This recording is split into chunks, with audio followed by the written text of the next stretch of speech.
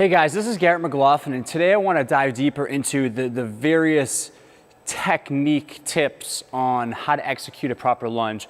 There's so much going on when it comes to lunge. We have balance, we have stability, we have strength, we have being in the right position to make all those happen the right way. But oftentimes, I think a lot of people are just thrown into, hey, we're doing lunges today, and they go and they perform lunges just the best of their ability for what they see, but they don't really know the key underlying technique tips there or cues on how to be in the proper position to really see the most success with the lunges. So what we're going to look at here are 4 different areas. I want to start with position of the pelvis. This is one of the biggest things that I like to look at, which really tell you if someone's actually ready for a lunge or not, if they're able to maintain a nice controlled pelvis. So when I mean controlled pelvis, I'm saying if I dig my hands into either side, I'm feeling from the top of the iliac crest here on either side.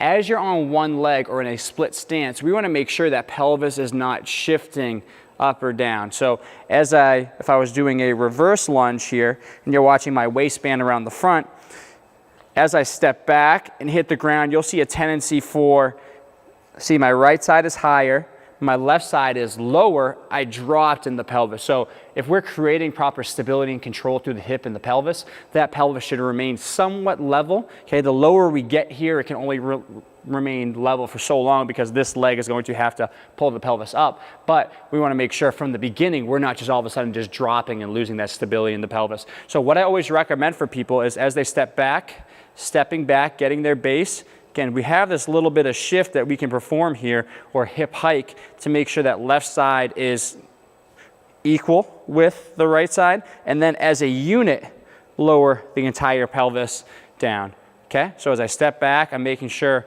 I'm in that position and I'm controlling. That's kind of one of the norms we want to have, or teach the body when it comes to positioning of the pelvis, that we're not losing stability, letting that one side that's lowering down can just jut down to the ground so that pelvis starts to shift, making sure we're nice and symmetrical through the pelvis. Okay. Next thing we want to look at from this angle specifically is alignment of the knee. Okay. So as you step back and lower, what you'll commonly see if you're losing stability at the hip, at the pelvis, core, I mean, it could be a few different areas, could be at the foot and the medial arch, but this position of the knee coming inward.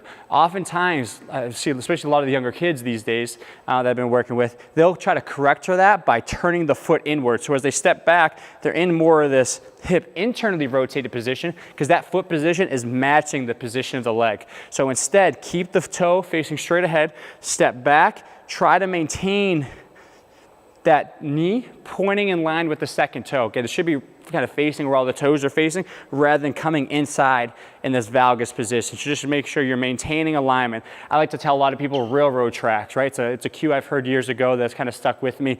If we think of railroad tracks, they're always the same distance apart. So we think hip width and always running continuously in that parallel position. So that's the position of the legs. We think, okay, where are the hips aligned? Hips are right here. I want both legs to be in that path as I lower down, okay? So railroad tracks is a good cue to make sure you're focusing on alignment of the leg, okay? Next thing we want to look at is the lean of the body, and how much do we lean forward? How upright do we need to be?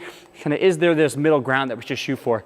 Typically about 10 to 15 degrees of forward lean, so we're not leaning a whole lot, but we're trying to lean forward to help load that front leg to a slightly greater degree. So if I was here, if I was stepping back, I have a small bit of lean coming forward, I'm dropping down, and then I'm driving through that front leg to come back up.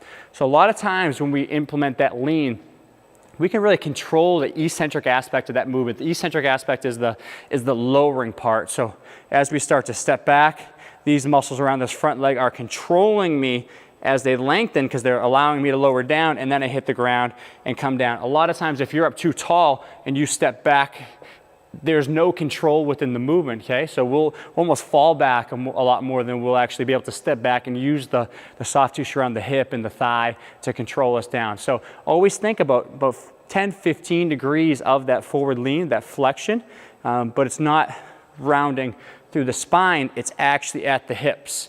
So my back is flat, my spine never changes position, but my hips are reaching back. Just by reaching my hips back, my body automatically hinges forward slightly, okay? Fourth thing, final kind of area here is the foot.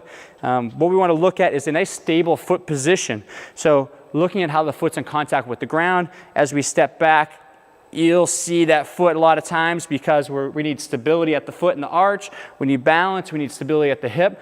A lot of times if we start to get this kind of wavering position, that foot will tend to collapse in or shift to the outside of the foot. You'll see how people tend to compensate to keep themselves in a balanced position. So from here, what we can do is I always think of really establishing a solid base of pushing that big toe, base of the big toe into the ground. We don't want to grip the toes, but if we can push from the kind of the pad there of the big toe down into the ground and right at the joint, that will help create a solid base with that arch. That arch doesn't start to collapse and that knee goes with it. So from here, nice stable base, keep my foot in contact with the ground, coming up, balancing, but that is something very big there that will translate over to better stability.